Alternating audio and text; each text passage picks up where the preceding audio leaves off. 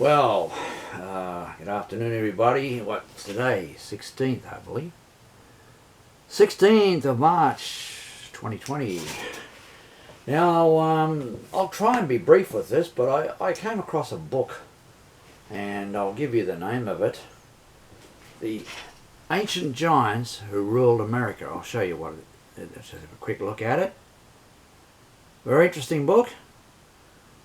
And very factual. It consists of lots and lots of newspaper articles from the 19th and 18th century primarily, and historical facts concerning giants that existed in North America.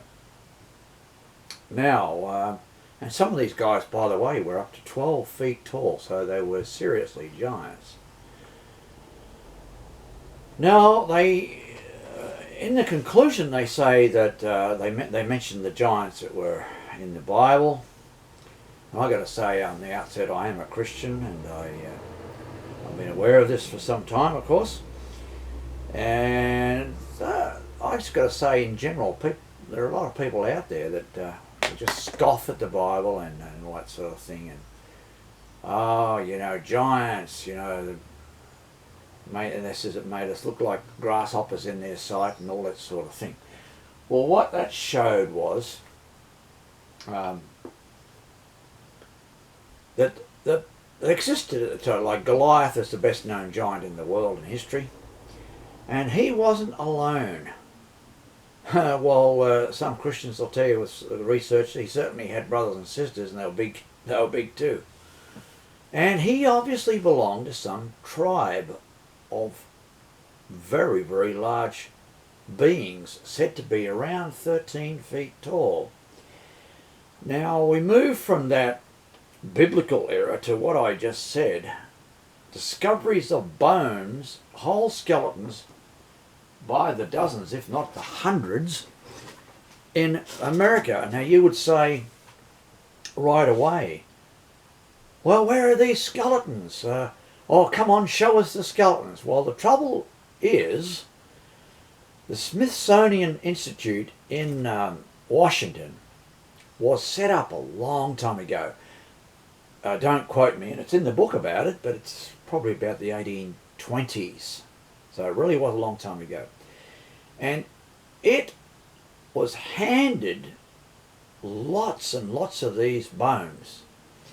Took them away, so-called, for scientific examination, for eventual display. There would have been a massive hall dedicated to giants if the Smithsonian Institute had done the job correctly and said to people of the whole world, oh, look at this. Somehow or other, these giants existed thousands of years ago, and they found a lot of artifacts, pottery and other things made by these people that were way in advance, actually, at the time of the natives, the American Indians, as we call them. Now, it seems that the American Indians actually killed these giants, and other giants have been reported in other places over time. Now, but just getting back to the American ones for a moment, anyone who knows of Bill Cody, was known as Buffalo Bill. He wrote an autobiography, which he described, that was about 1904 by the way, in which he described a visit to some Indian villages where he was shown giant bones, and he had a doctor as part of his party, let's say, to look at these things, and recorded all this, and was shown these gigantic bones. They stood beside the gigantic bones, thigh bones and what have you. Well, I said, this is a human thigh bone, but boy, it's big. And one of the articles there, I've published this in my Flickr and on Facebook. Whole villages, entire towns have seen these giants. The bones, I mean, not the living giants. proving that they existed. Now, all of that seems to have just disappeared, primarily, or rather, Smithsonian hid it all away. I wouldn't be surprised if either they hid it away in some kind of giant vaults or rooms that no one gets to see, or they were literally ordered to destroy everything, destroy the evidence, as it were, pulverise it and get rid of it. Now, that's a logical conclusion. That's all it is. Now, you could go into why they did this, and is it against the belief of people who believe evolution? I don't know.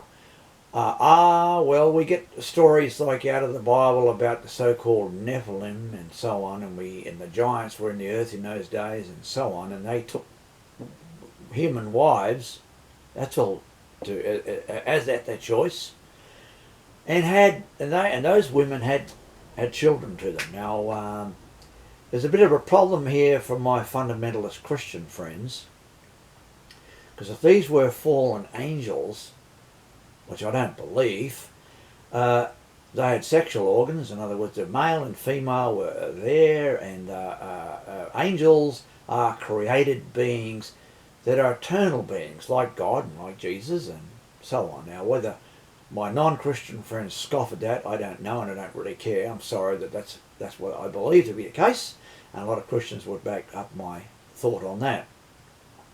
But they're not fallen angels. Today, we would call them aliens. They were flesh and blood and large, as I said.